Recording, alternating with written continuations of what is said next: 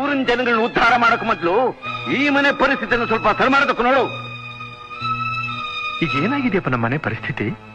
ಏನಾಗಿದೆ ಅಂತ ಪ್ರಶ್ನೆ ಕೇಳ್ತೀಯ? ನಿನಗೂ ವಯಸ್ಸಾಗಿದೆ, ಇವತ್ತಲ್ಲ ನಾಳೆ ತಿಳ್ಕೊತಿಂತೆ ತಪ್ಪಿದ್ದೆ. ಮನೆಗ್ ಮಾರಿ ಪರ ಗುಪ್ಕಾರೇನೋ ಆಗ್ತಾ ಇದ್ದಿ.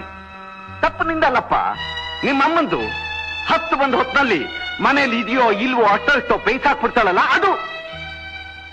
ನಮ್ಮನ್ನೇನು ಕುಬೇರು ಅಂತ ತಿಳ್ಕೊಂಡಿದ್ದೀಯಪ್ಪ? ಇದ್ದ 4 ಎಕರೆ ಜಮೀನನ್ನು ಕಿರಿಗೌಡ್ರಿಗೆ ಆಧಾರ ಮಾಡಿಕೊಟ್ಟು ಮಗಳ ಮದುವೆಗೆ ಸಾಲ ಮಾಡಿ ಅವಳನ್ನು ಕಳ್ಕೊಂಡು ಕೈನಲ್ಲೊಂದು ಕಾಸಿಲ್ದೆ ನಿಂತಿದ್ದೀವಪ್ಪ. 4 ಮನೆ ಮಂತ್ರ ಹೇಳಿ ಅವ್ರ 4 ಕಾಸು ತರಬೇಕು, ಮಠ ಜರುಗಬೇಕು. 2 ಪಂಚೆ ಬಿಟ್ರೆ ಅವ್ರಿಗೆ ಇನ್ನೊಂದು ಪಂಚೆ ಇಲ್ಲ, 2 ಸೀರೆ ಬಿಟ್ರೆ ಇನ್ನೊಂದು ಸೀರೆ ನನಗಿಲ್ಲ. ನೋಡಪ್ಪ, ಅದು ಹರಿದೋಗಿದೆ. ಇದನ್ನೇ ಸರ್ ಮಾಡಿ ನಾನು ಉಟ್ಕೋಬೇಕು.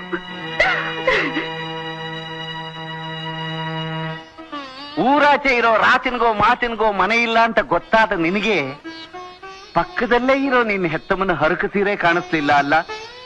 ತನ್ನ ಮನೆ ಉರಿತಿರುವಾಗ ಅದನ್ನ ಆರಿಸ್ತೆ ಊರ್ನವ್ರ ಮನೆಗೆಲ್ಲ ಬೆಳಕು ಕೊಡ್ತೀನಿ ಅಂತ ಹೋಗನ್ನ ಬುದ್ಧಿವಂತ ಅಂತನಲ್ವೋ, ಮುಟ್ಟಾಳ ಅಂತಾರೆ, ಮುಟ್ಟಾಳ ಅಂತ. ಊರಿನ ಜನಗಳನ್ನ ಉದ್ಧಾರ ಮಾಡಕ್ ಮೊದಲು ಈ ಮನೆ ಪರಿಸ್ಥಿತಿಯನ್ನು ಸ್ವಲ್ಪ ಸರಿ ಮಾಡೋದಕ್ಕೂ ನೋಡು. ಈಗ ಏನಾಗಿದೆಯಪ್ಪ ನಮ್ಮ ಮನೆ ಪರಿಸ್ಥಿತಿ?